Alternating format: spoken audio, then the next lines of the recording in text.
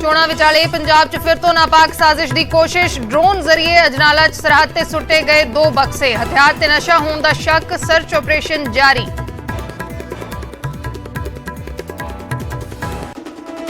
ਰਾਮ ਰਹੀਮ ਦੀ furlough ਤੇ ਪੱਕੀ ਸਿਆਸਤ। ਸੁਖਬੀਰ ਬਾਦਲ ਨੇ ਬੀਜੇਪੀ ਤੇ ਲਗਾਇਆ ਵੱਡਾ ਇਲਜ਼ਾਮ। ਰਾਮ ਰਹੀਮ ਦੀ ਫਰਲੋ ਨੂੰ ਦੱਸਿਆ ਬੀਜੇਪੀ ਦੀ ਚਾਲ। ਆਮ ਆਦਮੀ ਪਾर्टी ਤੇ ਭੜਕਿਆ ਅਕਾਲੀ ਦਲ। ਬੋਲੇ ਸਾਡੇ ਵੋਟਰਸ ਤੋਂ ਮਦਦ ਮੰਗ ਕੇ ਕੇਜਰੀਵਾਲ ਨੇ ਕਬੂਲ ਕੀਤੀ ਆਪਣੀ ਨੈਤਿਕ ਹਾਰ। ਬਹਿਸ ਦੀ ਦਿੱਤੀ ਚੁਣੌਤੀ।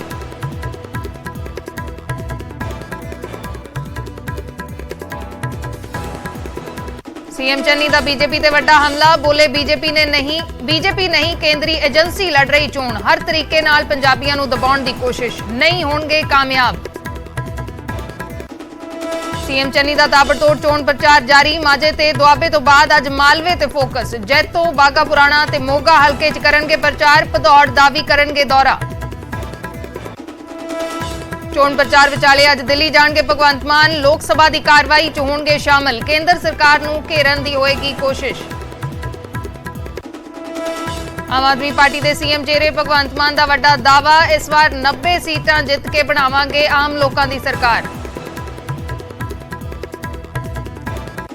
सुखबीर बादल अज माझे च विखाउणगे चोण प्रचार। सुजानपुर ते श्री हरगोबिंदपुर च मंगणगे वोटां। थोड़ी देर च अमृतसर च करनगे प्रेस कॉन्फ्रेंस। पीएम मोदी की अज होने वाली वर्चुअल रैली रद्द। हुण छेती पंजाब आके चुनावी हुंकार भरनगे प्रधानमंत्री। भाजपा गठजोड़ दे लई केंद्रीय मंत्री भी उतरे पंजाब के चोण पिंड च। राजनाथ सिंह के बाद अज समृति ईरानी करनगे पंजाब च चोण प्रचार। लुधियाना ते खन्ना च करनगे चोण कैंपेन। सिमरजीत बैंस नूं पुलिस ने कीता रिहा। कल 307 के मामले च हुई सी गिरफ्तारी। कड़वल ते बैंस के समर्थकों विचकार हुई सी झड़प।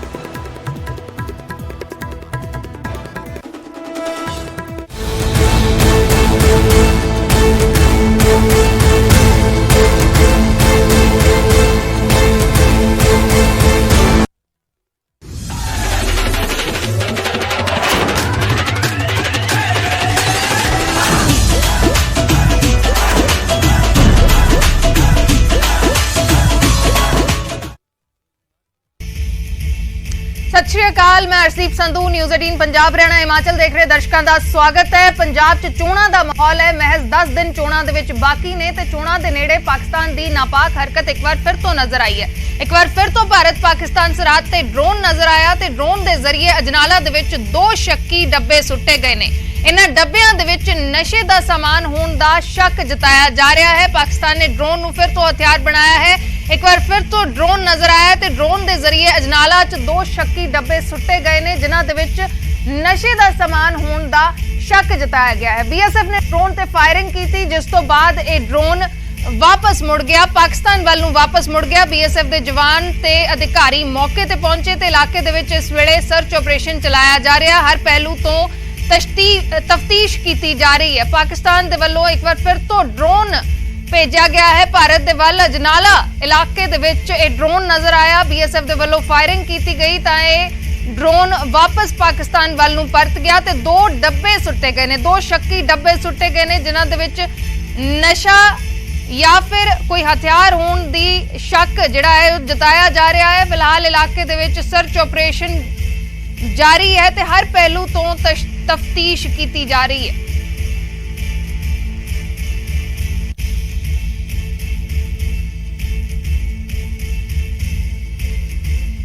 चोणां दा माहौल है पंजाब दे विच। चोणां तो महज 10 दिन पहला एक बार फिर भारत पाकिस्तान सरहद ते ड्रोन नजर आया है, जिसनूं लेके चिंता जरूर वधदी नजर आ रही है। बीएसएफ ने इस ड्रोन से फायरिंग की थी, जिस तो बाद ये ड्रोन पाकिस्तान वल वापस मुड़ गया।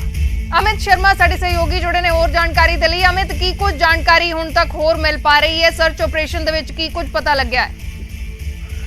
जी बिल्कुल, सर्च ऑपरेशन हाले भी बीएसएफ के जवानों वालों चलाया जा रहा है, क्योंकि जो 5 गराइयां का एरिया है अमृतसर की तहसील अजनाला दे जिहड़ा थाना रमदास के अंतर्गत पैंदा है 5 गराइयां। और जिहड़ा एरिया है जी बहुत ही वड्डा एरिया है। जी पीओपी ਬਹੁਤ ਵੱਡੀ ਹੈ। ਸੋ ਉੱਥੇ ਸਰਚ ਆਪਰੇਸ਼ਨ ਜਿਹੜਾ ਚਲਾਇਆ ਜਾ ਰਿਹਾ, ਕਾਫੀ BSF ਦੇ ਜਵਾਨ ਅਤੇ ਪੰਜਾਬ ਪੁਲਿਸ ਦੇ ਜਵਾਨਾਂ ਦੁਆਰਾ ਸਰਚ ਆਪਰੇਸ਼ਨ ਚਲਾਇਆ ਜਾ ਰਿਹਾ ਅਤੇ ਸਾਰੇ ਏਰੀਏ ਨੂੰ ਸਰਚ ਕੀਤਾ ਗਿਆ ਹੈ। ਲੇਕਿਨ ਜਦੋਂ ਤੱਕ ਸਰਚ ਆਪਰੇਸ਼ਨ ਦੇ ਦੌਰਾਨ 2 ਪੈਕੇਟ ਹਾਲੇ ਤੱਕ ਜਿਹੜੇ ਕਿ ਰਾਤੀ ਡਰੋਨ ਦੇ ਜ਼ਰੀਏ ਇਸ ਭਾਰਤ ਦੀ ਸਰਹੱਦ ਦੇ ਵੱਲ ਸੁੱਟੇ ਗਏ ਸੀ, ਉਸ ਪੈਕਟਾਂ ਨੂੰ ਵੀ ਨਹੀਂ ਖੋਲਿਆ ਗਿਆ ਹੈ। ਲੇਕਿਨ ਇਵੇਂ ਮੰਨਿਆ ਜਾ ਰਿਹਾ ਕਿਉਂਕਿ BSF ਦੇ ਜਿਹੜੇ ਕਿ ਆਲਾ ਅਧਿਕਾਰੀ ਹੈ, ਜਿਹੜੇ ਕਿ ਉਹਨਾਂ ਦੁਆਰਾ ਦੱਸਿਆ ਜ਼ਰੂਰ ਗਿਆ ਹੈ ਕਿ ਇਸ ਦੇ ਵਿੱਚ ਵਿਸਫੋਟਕ ਪਦਾਰਥ ਹੋ ਸਕਦਾ ਹੈ ਤੇ ਨਾਲ ਹੀ ਜਿਹੜੇ ਕਿ ਤਸਕਰ ਹਥਿਆਰ ਨੂੰ ਵੀ ਇਸ ਦੇ ਵਿੱਚ ਹਥਿਆਰ ਵੀ ਹੋ ਸਕਦੇ ਆ। ਲੇਕਿਨ ਹਾਲੇ ਤੱਕ ਜਿਹੜੇ ਇੱਕ ਪੈਕਟ ਜ਼ਰੂਰ ਵੱਡਾ ਹੈ ਤੇ ਦੂਸਰਾ ਪੈਕਟ ਛੋਟਾ ਹੈ। ਸੋ ਹਾਲੇ ਤੱਕ ਉਨ ਪੈਕਟਾਂ ਨੂੰ ਖੋਲਿਆ ਨਹੀਂ ਗਿਆ ਕਿਉਂਕਿ ਹਾਲੇ ਤੱਕ ਸਰਚ ਆਪਰੇਸ਼ਨ ਚਲਾਇਆ ਜਾ ਰਿਹਾ। ਅਗਰ ਹੋਰ ਵੀ ਸਮਾਨ ਮਿਲਦਾ ਹੈ ਵੇ ਸਾਰੇ ਪੈਕਟਾਂ ਨੂੰ ਇਕੱਠਾ ਕਰਕੇ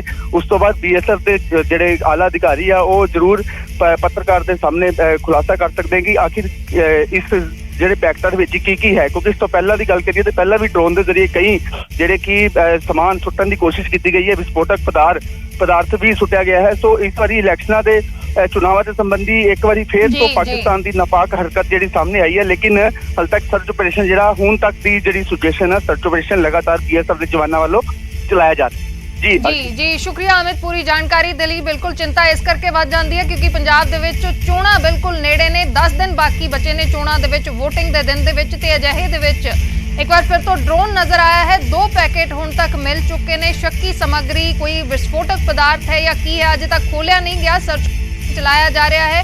ਹੋਰ ਜਾਣਕਾਰੀ BSF ਦੇ ਵੱਲੋਂ ਸਾਂਝੀ ਕੀਤੀ ਜਾ ਸਕਦੀ ਹੈ ਅਗਰ ਕੁਝ ਵੀ ਮਿਲਦਾ ਹੈ। ਸਰਚ ਆਪਰੇਸ਼ਨ ਫਿਲਹਾਲ ਇਲਾਕੇ ਦੇ ਵਿੱਚ ਚਲਾਇਆ ਜਾ ਰਿਹਾ ਹੈ। ਚਿੰਤਾ ਇਸ ਕਰਕੇ ਹੈ ਕਿਉਂਕਿ ਇਲੈਕਸ਼ਨਸ ਦਾ ਮਾਹੌਲ ਹੈ, ਇਲੈਕਸ਼ਨਸ ਦੇ ਦਿਨ ਨੇ। 10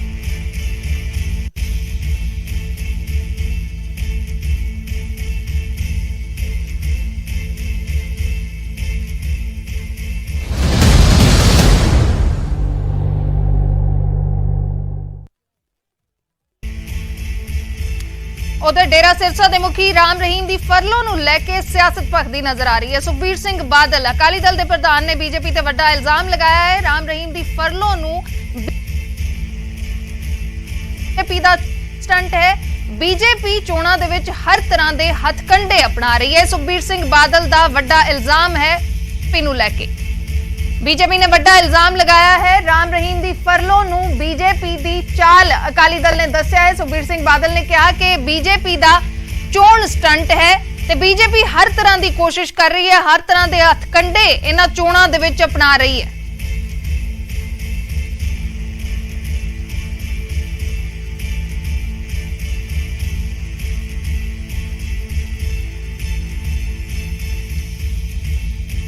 बीजेपी की चाल है इलेक्शन स्टंट। पंजाब की जनता सारा कुछ जानती है। बीजेपी हर हथकंडे अपना रही है। बीजेपी की चाल है इलेक्शन स्टंट। पंजाब की जनता सारा कुछ जानती है। बीजेपी हर हथकंडे अपना रही है। राम रहीम ਨੂੰ ਲੈ ਕੇ ਇੱਕ ਵਾਰ ਫਿਰ ਤੋਂ ਇਲਜ਼ਾਮ ਬੀਜੇਪੀ ਦੇ ਉੱਤੇ ਲਗਾਏ ਜਾ ਰਹੇ ਨੇ ਤੇ ਹੁਣ ਸੁਖਬੀਰ ਸਿੰਘ ਬਾਦਲ ਇਲਜ਼ਾਮ ਲਗਾ ਰਹੇ ਨੇ। ਅਕਾਲੀ ਦਲ ਦੇ ਪ੍ਰਧਾਨ ਨੇ ਸੁਖਬੀਰ ਸਿੰਘ ਬਾਦਲ, ਉਹਨਾਂ ਨੇ ਇਸ ਨੂੰ ਬੀਜੇਪੀ ਦੀ ਚਾਲ ਕਰਾਰ ਦਿੱਤਾ ਹੈ। ਕਿਹਾ ਕਿ ਬੀਜੇਪੀ ਚੋਣਾਂ ਦੇ ਵਿੱਚ ਇਹ ਸਟੰਟ ਕਰ ਰਹੀ ਹੈ, ਯਾਨੀ ਕਿ ਸਿੱਧੇ ਇਲਜ਼ਾਮ ਇਹ ਲਗਾਏ ਜਾ ਰਹੇ ਨੇ ਕਿ ਬੀਜੇਪੀ ਦੇ ਵੱਲੋਂ ਫਰਲੋ ਦਵਾਈ ਗਈ ਹੈ। ਇਹ ਕੋਸ਼ਿਸ਼ ਹੈ, ਹਰ ਤਰੀਕੇ ਦੇ ਹੱਥਕੰਡੇ ਅਪਣਾਉਣ ਦੀ ਕੋਸ਼ਿਸ਼ ਹੋ ਰਹੀ ਹੈ। ਸੁਖਬੀਰ ਸਿੰਘ ਬਾਦਲ ਦਾ ਬਿਆਨ ਹੈ। राम रहीम की फरलो ਨੂੰ ਲੈ ਕੇ लगातार सियासत भखदी नजर आ रही है। जिथे वक्खो वक्खरियां पार्टियां बयान दे रही ने, उत्थे सुखबीर सिंह बादल ने भी वड्डा हमला बोलिया है ते कहा है कि यह बीजेपी की चाल है। राम रहीम नूं फरलो बीजेपी की चाल है। बिल्कुल पंजाब इलैक्शनस तो पहला, क्योंकि एक वड्डा असर नजर आता है, खास करके मालवे इलाके दे विच जो डेरा सिरसा का असर है। मालवे इलाके दे विच खास करके नजर आता है 35 तो 40 सीटां ते वड्डा इंपैक्ट नजर आता है, जिस कारण इस नूं पॉलिटिकल डिसीजन करार दिता गया है। बीजेपी की चाल है इलेक्शन स्टंट। पंजाब की जनता सारा कुछ जानती है। बीजेपी हर हथकंडे अपना रही है।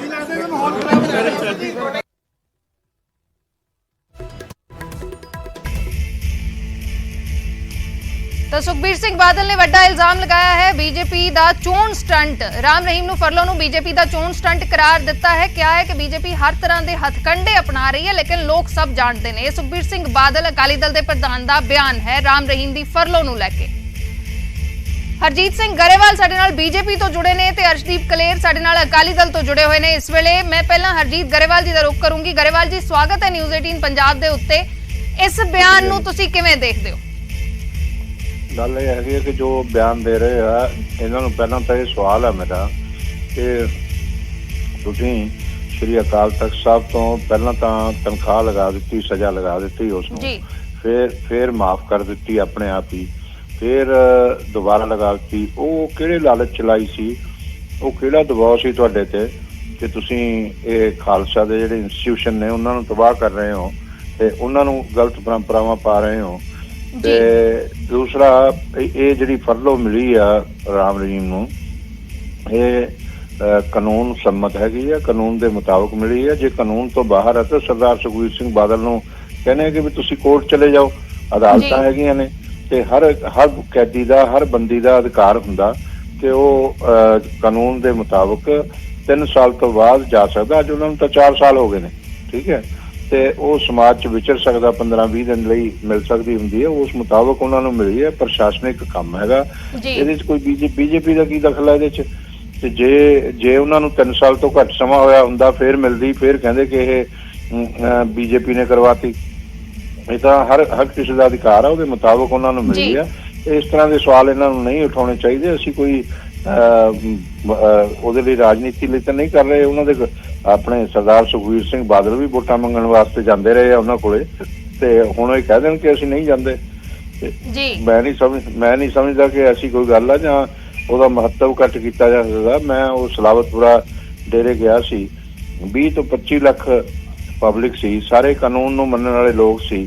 Guinness book of world record 'ਚ ਉਹਨਾਂ ਦਾ ਨਾਮ ਹੈਗਾ। ਸਫਾਈ ਅਭਿਆਨ ਦੇ ਲਈ, ਬਲੱਡ ਡੋਨੇਸ਼ਨ ਲਈ, ਟ੍ਰੀ ਪਲਾਂਟੇਸ਼ਨ ਲਈ ਅੱਛੇ ਕੰਮ ਕਰਦੇ ਆ। ਗਰੀਬ ਲੋਕ ਮਿਲ ਕੇ ਅਗਰ ਅੱਛੇ ਕੰਮ ਕਰਦੇ ਆ, ਜਿਹੜਾ ਕਾਨੂੰਨ ਤੋੜੇਗਾ ਉਹਨੂੰ ਕਾਨੂੰਨ ਸਜ਼ਾ ਦੇਗਾ। ਉਹਨਾਂ ਨੂੰ ਸਾਨੂੰ ਸੋਚਣ ਦੀ ਲੋੜ ਨਹੀਂ ਨਾ, ਬਾਦਲ ਨੂੰ ਸੋਚਣ ਦੀ ਲੋੜ ਹੈ ਨਾ ਸਾਨੂੰ ਸੋਚਣ ਦੀ ਲੋੜ ਹੈ। ਚਲੋ ਅਸੀਂ ਜਵਾਬ ਲੈ ਲੈਂਦੇ ਆ। ਤੁਹਾਡਾ ਕਹਿਣਾ ਹੈ ਕਿ ਬੀਜੇਪੀ ਦਾ ਇਸ ਦੇ ਵਿੱਚ ਕੋਈ ਰੋਲ ਨਹੀਂ, ਕਾਨੂੰਨ ਦੇ ਤਹਿਤ ਫਰਲੋ ਮਿਲੀ ਹੈ, ਹਰ ਕੈਦੀ ਦਾ ਹੱਕ ਹੁੰਦਾ ਹੈ। ਸਾਡੇ ਨਾਲ ਅਰਸ਼ਦੀਪ ਕਲੇਰ ਜੁੜੇ ਨੇ ਅਕਾਲੀ ਦਲ ਤੋਂ। ਅਰਸ਼ਦੀਪ ਕਲੇਰ ਵਕੀਲ ਵੀ ਨੇ। ਅਰਸ਼ਦੀਪ ਜੀ, ਕੀ ਕਹਿਣਾ ਚਾਹੋਗੇ ਤੁਸੀਂ? ਕਹਿ ਰਹੇ ਨੇ ਕਾਨੂੰਨੀ ਤੌਰ ਤੇ ਫਰਲੋ ਰਾਮ ਰਹੀਮ ਦਾ ਹੱਕ ਸੀ, ਕੋਈ ਇਸ ਦੇ ਵਿੱਚ ਬੀਜੇਪੀ ਦਾ ਕੋਈ ਲੈਣਾ ਦੇਣਾ ਨਹੀਂ ਹੈ। ਹਰਜੀਤ ਗਰੇਵਾਲ ਕਹਿ ਰਹੇ ਨੇ। ਅਰਸ਼ੀ ਜੀ, ਬੜੀ ਸਪਸ਼ਟ ਹੈ ਸਭ ਤੋਂ ਪਹਿਲਾਂ ਤਾਂ ਕਿ ਇਹ ਜਿਹੜੀ ਫਰਲੋ ਹੈ ਇਹ ਹਰਿਆਣਾ ਦੀ ਬੀਜੇਪੀ ਸਰਕਾਰ ਨੇ ਦਿੱਤੀ, ਔਰ ਐਨ ਪੰਜਾਬ ਦੀ ਚੋਣਾਂ ਤੋਂ ਪਹਿਲਾਂ ਦੇਣਾ। ਇਹ ਸਪਸ਼ਟ ਤੌਰ ਤੇ ਦਿਖਾਉਂਦਾ ਹੈ ਕਿ ਬੀਜੇਪੀ ਕਿਸ ਤਰੀਕੇ ਦੇ ਨਾਲ ਇਹਨੂੰ ਇੱਕ ਚੁਣਾਵੀ ਸਟੰਟ ਦੇ ਤੌਰ ਤੇ ਵਰਤਣਾ ਚਾਹੁੰਦੀ ਹੈ। ਔਰ ਹਰਜੀਤ ਗਰੇਵਾਲ ਸਾਹਿਬ ਨੂੰ ਮੈਨੂੰ ਲੱਗਦਾ ਹੈ ਕਿ ਸ਼ਾਇਦ ਜਾਂ ਤਾਂ ਅਕਾਲ ਤਖਤ ਸਾਹਿਬ ਦੀ ਮਰਿਆਦਾ ਇਹਨਾਂ ਨੂੰ ਨਹੀਂ ਪਤਾ, ਜਾਂ ਫਿਰ ਇਹ ਜਾਣ ਬੁੱਝ ਕੇ ਅਣਜਾਣ ਬਣਦੇ ਨੇ ਕਿ ਅਕਾਲੀ ਦਲ ਨੇ ਮਾਫੀ ਦਵਾ ਦਿੱਤੀ ਜਾਂ ਅਕਾਲੀ ਦਲ ਨੇ ਏਦਾਂ ਕਰਤਾ। ਅਕਾਲ ਤਖਤ ਸਾਹਿਬ ਦੇ ਜਥੇਦਾਰ ਤੇ ਅਕਾਲ ਤਖਤ ਸਾਹਿਬ ਸੁਪਰੀਮ ਨੇ, ਔਰ ਜਿੱਥੇ ਤੱਕ ਗੱਲ ਹੈ ਤਨਖਾਹੀਆ ਕਰਾਰ ਦੇਣਾ ਨਹੀਂ ਦੇਣਾ, ਇਹ ਬਿਲਕੁਲ ਹੀ ਇੱਕ ਗਲਤ ਬਿਆਨਬਾਜ਼ੀ ਤੇ ਆਏ ਹੋਏ ਨੇ। ਕਿਉਂਕਿ ਜੋ ਅਕਾਲ ਤਖਤ ਸਾਹਿਬ ਦਾ ਕੋਈ ਹੁਕਮਨਾਮਾ ਹੁੰਦਾ ਹੈ, ਜੋ ਅਕਾਲ ਤਖਤ ਸਾਹਿਬ ਦੀ ਕੋਈ ਮਰਿਆਦਾ ਉਹ ਸਿੱਖ ਲਈ ਹੈ, ਜਿਹੜਾ ਨੌਨ ਸਿੱਖ ਹੈ ਉਹਦੇ ਲਈ ਅਕਾਲ ਤਖਤ ਸਾਹਿਬ ਦਾ ਕੋਈ ਹੁਕਮਨਾਮਾ ਜਾਂ ਨਹੀਂ ਹੁੰਦਾ। ਔਰ ਜਿਹੜੀ ਦੂਸਰੀ ਵੱਡੀ ਗੱਲ ਹੈ, ਇਹ ਸਭ ਤੋਂ ਪਹਿਲਾਂ ਤਾਂ ਮੈਨੂੰ ਗਰੇਵਾਲ ਸਾਹਿਬ ਇੱਕ ਗੱਲ ਦੱਸ ਦੇਣ ਕਿ ਦੇਸ਼ ਦੇ ਵਿੱਚ ਕੀ 2 ਕਾਨੂੰਨ ਚੱਲ ਰਹੇ ਨੇ। ਇੱਕ ਪਾਸੇ ਤਾਂ ਇਹ ਕਹਿੰਦੇ ਜੀ ਕਿ ਜੋ ਕਾਨੂੰਨ ਆ ਉਹਦੇ ਮੁਤਾਬਕ ਰਿਹਾਈ ਹੋਗੀ, ਤਾਂ ਫਿਰ ਦੂਜੇ ਪਾਸੇ ਪ੍ਰੋਫੈਸਰ ਦਵਿੰਦਰਪਾਲ ਭੁੱਲਰ ਦੀ ਰਿਹਾਈ ਕਿਉਂ ਨਹੀਂ ਹੋ ਰਹੀ? ਕਿਉਂਕਿ 2 ਸਰਕਾਰਾਂ ਕਾਨੂੰਨ ਨੂੰ ਆਪਣੇ ਮੁਤਾਬਕ ਵਰਤਣਾ ਚਾਹੁੰਦੀਆਂ ਨੇ। ਬੀਜੇਪੀ ਨੇ ਕਾਨੂੰਨ ਨੂੰ ਵਰਤਿਆ ਵੋਟਾਂ ਦੇ ਲਈ, ਔਰ ਦਿੱਲੀ ਦੀ ਕੇਜਰੀਵਾਲ ਸਰਕਾਰ ਪ੍ਰੋਫੈਸਰ ਦਵਿੰਦਰਪਾਲ ਭੁੱਲਰ ਨੂੰ ਰਿਹਾ ਨਹੀਂ ਕਰ ਰਹੀ ਆਪਣੀ ਵੋਟਾਂ ਦੀ ਰਾਜਨੀਤੀ ਕਰਕੇ। ਸੋ ਕੀ ਹੁਣ ਸਰਕਾਰਾਂ ਵੋਟਾਂ ਦੀ ਰਾਜਨੀਤੀ ਲਈ ਕਾਨੂੰਨ ਨੂੰ ਵੀ ਆਪਣੇ ਮੁਤਾਬਕ ਵਰਤਦੀਆਂ ਨੇ? ਅਰਸ਼ਦੀਪ ਜੀ, ਤੁਸੀਂ ਵਕੀਲ ਵੀ ਹੋ ਕਿ ਤੁਸੀਂ ਇਸ ਨੂੰ ਘੋਖਿਆ ਵੀ ਹੈ, ਜੋ ਗੱਲ ਵਾਰ-ਵਾਰ ਬੀਜੇਪੀ ਦੇ ਆਗੂ ਕਹਿ ਰਹੇ ਨੇ, ਹਰਿਆਣਾ ਸਰਕਾਰ ਵੀ ਕਹਿ ਰਹੀ ਹੈ, ਮਨੋਹਰ ਲਾਲ ਖੱਟਰ ਨੇ ਵੀ ਕਿਹਾ ਕਿ ਕਾਨੂੰਨ ਦੇ ਤਹਿਤ ਇਹ ਫਰਲੋ ਦਿੱਤੀ ਗਈ ਹੈ।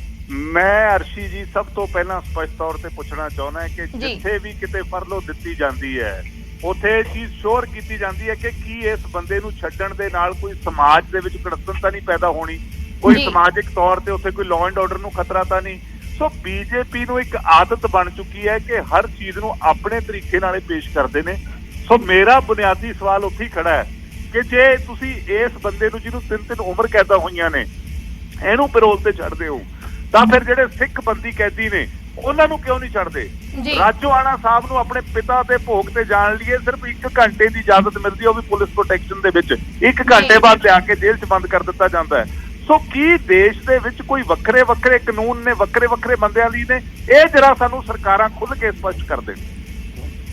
ਜੀ ਹਰਜੀਤ ਗਰੇਵਾਲ ਜੀ, ਤੁਹਾਡਾ ਰਿਐਕਸ਼ਨ ਜਾਨਣਾ ਚਾਹਾਂਗੇ ਇਸੇ ਦੇ ਉੱਤੇ, ਜੋ ਵਾਰ-ਵਾਰ ਜ਼ਿਕਰ ਕੀਤਾ ਜਾਂਦਾ ਹੈ ਕਿ ਇੱਕ ਤਾਂ ਕੈਦੀ ਜਿਸ ਕਿਸਮ ਦਾ ਹੈ, ਜਿਸ ਕਿਸਮ ਦੇ ਇਲਜ਼ਾਮਾਂ ਦੇ ਵਿੱਚ ਕਨਵਿਕਸ਼ਨ ਹੋਈ ਹੈ, ਉਸ ਨੂੰ ਲੈ ਕੇ ਦੂਸਰਾ ਪੋਲੀਟੀਕਲ ਇਨਵੋਲਵਮੈਂਟ ਬਿਲਕੁਲ ਸਾਫ਼ ਹੈ ਇਸ ਮਸਲੇ ਦੇ ਵਿੱਚ, ਤਾਂ ਕੀ ਫਰਲੋ ਦਿੱਤੀ ਜਾਣੀ ਚਾਹੀਦੀ ਸੀ? ਇਹ ਸਵਾਲ ਕਰ ਰਹੇ ਨੇ ਅਰਸ਼ਦੀਪ ਕਲੇਰ। ਦੇਖੋ, ਪਹਿਲਾਂ ਤਾਂ ਇਹਨਾਂ ਨੇ ਜਿਹੜਾ ਹੈਗਾ ਭੁੱਲਰ ਸਾਹਿਬ ਦਾ ਜਿਹੜਾ ਹੈਗਾ ਉਹ ਮਸਲਾ ਉਠਾਇਆ। ਉਹ ਦਵਿੰਦਰਪਾਲ ਭੁੱਲਰ ਨੂੰ ਅਸੀਂ ਸਾਡੀ ਸਰਕਾਰ ਨੇ ਅਲਾਉ ਕੀਤਾ ਔਰ ਸਟੇਟ ਗਵਰਨਮੈਂਟ ਦੇ ਹੱਥ ਹੁੰਦਾ, ਉਹਨਾਂ ਨੇ ਉਹ ਫਾਈਲ ਰੋਕਤੀ ਤੇ ਉਹਦੇ 'ਚ ਅਸੀਂ ਕੇਜਰੀਵਾਲ ਸਾਹਿਬ ਨੂੰ ਤਾਂ ਅਸੀਂ ਕਹਿ ਨਹੀਂ ਸਕਦੇ, ਨਾ ਹੀ ਉਹ ਸਾਡੀ ਪਾਰਟੀ ਹੈ, ਨਾ ਹੀ ਸਾਡੀ ਸਰਕਾਰ ਆ, ਉੱਥੇ ਉਹਨਾਂ ਦੀ ਸਰਕਾਰ ਹੈ। ਇਹ ਉਹਨਾਂ ਨੇ ਰੋਕਿਆ, ਉਹਦੇ ਬਾਰੇ ਇਹਨਾਂ ਨੂੰ ਕਮੈਂਟਸ ਕਰਨੇ ਚਾਹੀਦੇ। ਦੂਸਰਾ ਜਿਹੜਾ ਰਾਜੋਆਣੇ ਦੀ ਗੱਲ ਕਰਦੇ ਆ ਕਿ ਰਾਜੋਆਣੇ ਭੋਗ ਤੇ ਗਏ ਸੀ, ਉਹ ਤੇ ਭੋਗ ਤੇ ਉਹਨਾਂ ਨੂੰ ਇਜਾਜ਼ਤ ਮਿਲੀ ਕਾਨੂੰਨ ਦੇ ਮੁਤਾਬਕ, ਜੋ ਜੇਲ੍ਹ ਮੈਨੂਅਲ ਹੁੰਦਾ ਉਹਦੇ ਹਿਸਾਬ ਨਾਲ ਮਿਲੀ, ਤੇ ਇਸੇ ਤਰ੍ਹਾਂ ਹੀ ਜੇਲ੍ਹ ਮੈਨੂਅਲ ਦੇ ਹਿਸਾਬ ਨਾਲ ਹੀ ਜੋ ਕਾਨੂੰਨ ਹੈਗਾ ਉਹਦੇ ਮੁਤਾਬਕ ਹੀ ਰਾਮ ਰਹੀਮ ਨੂੰ ਮਿਲੀ ਹੈ। ਜਿਹਨੇ ਕ੍ਰਾਈਮ ਕੀਤਾ ਉਹਨੂੰ ਸਜ਼ਾ ਮਿਲੇਗੀ, ਜਿਹਨੇ ਨਹੀਂ ਕੀਤਾ, ਜੇ ਕਾਨੂੰਨ ਸੰਮਤ ਨਹੀਂ ਹੈਗਾ, ਇਹਨਾਂ ਨੂੰ ਕੋਈ ਇਤਰਾਜ਼ ਆ ਸ਼੍ਰੋਮਣੀ ਅਕਾਲੀ ਦਲ ਨੂੰ, ਤਾਂ ਇਹ ਕੋਰਟ 'ਚ ਜਾ ਸਕਦੇ ਆ, ਅਦਾਲਤ ਨੂੰ ਚਾਰਾਜੋਈ ਕਰ ਸਕਦੇ ਆ। ਜੇ ਅਸੀਂ ਗਲਤ ਹੋਵਾਂਗੇ, ਸਾਡੇ ਖਿਲਾਫ ਵੀ ਟਿੱਪਣੀ ਅਦਾਲਤ ਕਰਦੀ ਹੈ, ਤੇ ਜੇ ਅਸੀਂ ਗਲਤ ਹੋਵਾਂਗੇ ਸਾਡੇ ਖਿਲਾਫ ਵੀ ਹੋਏਗਾ। ਤਾਂ ਇਹ ਮੈਨੂੰ ਨਹੀਂ ਸਮਝ ਆਉਂਦਾ ਇਹਨੂੰ ਰਾਜਨੀਤੀ ਨਾਲ ਜੋੜ ਕੇ ਕਿਉਂ ਦੇਖਣ, ਤੇ ਉਹ ਉਹਨਾਂ ਦੇ ਇੰਨੇ ਪੈਰੋਕਾਰ ਨੇ, ਇੰਨੇ ਲੋਕ ਨੇ, ਤੇ ਉਹ ਕਿਉਂ ਉਹਨਾਂ ਦੇ ਖਿਲਾਫ, ਗਰੀਬ ਲੋਕ ਨੇ, ਉਹਨਾਂ ਦੇ ਖਿਲਾਫ ਪਤਾ ਨਹੀਂ ਕਿਉਂ ਬੋਲਦੇ ਆ ਡੇਰੇ ਦੇ। ਮੈਨੂੰ ਤਾਂ ਸਮਝ ਨਹੀਂ ਆਇਆ। ਜੇ ਕੋਈ ਗਲਤ ਕੰਮ ਡੇਰਾ ਕਰਦਾ ਤਾਂ ਇਹਨਾਂ ਦੀ ਵੀ ਸਰਕਾਰ ਰਹੀ ਹੈ, ਕਾਰਵਾਈ ਕਰ ਲੈਂਦੇ ਉਹਨਾਂ ਤੇ। ਚਲੋ ਸ਼ੁਕਰੀਆ। ਫਿਲਹਾਲ ਗਰੇਵਾਲ ਜੀ, ਹਰਜੀਤ ਗਰੇਵਾਲ डिफेंड कर रहे ने, कह रहे ने कि बीजेपी ਦਾ ਇਸ ਦੇ ਵਿੱਚ ਕੋਈ ਰੋਲ ਨਹੀਂ ਹੈ, ਕਾਨੂੰਨ ਦੇ ਮੁਤਾਬਕ ਫਰਲੋ ਮਿਲੀ ਹੈ। ਅਕਾਲੀ ਦਲ ਤੋਂ ਅਰਸ਼ਦੀਪ ਕਲੇਰ ਜੁੜੇ। ਅਰਸ਼ਦੀਪ ਜੀ, ਤੁਹਾਡਾ ਵੀ ਸ਼ੁਕਰੀਆ। ਸੁਖਬੀਰ ਸਿੰਘ ਬਾਦਲ ਨੇ ਸਿੱਧੇ ਇਲਜ਼ਾਮ ਲਗਾਏ ਨੇ ਬੀਜੇਪੀ ਦੇ ਉੱਤੇ ਕਿ ਬੀਜੇਪੀ ਚੋਣਾਂ ਦੇ ਵਿੱਚ ਅਸਲ ਦੇ ਵਿੱਚ ਰਾਮ ਰਹੀਮ ਨੂੰ ਵਰਤਣਾ ਚਾਹੁੰਦੀ ਹੈ। ਡੇਰੇ ਦੀ ਵੋਟ ਨੂੰ ਲੈ ਕੇ ਇਹ ਸਿਆਸੀ ਸਟੰਟ ਖੇਡਿਆ ਗਿਆ ਹੈ।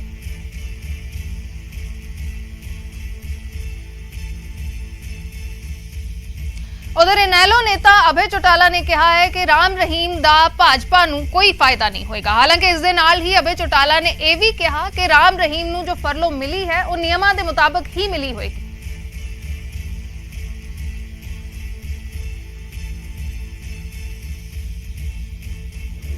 नतीजों में फर्क देखा जा सकता है, कोई डेरे को भी इस पैरोल को मतलब कोई फर्क नहीं पड़ता इन चीजों से जी।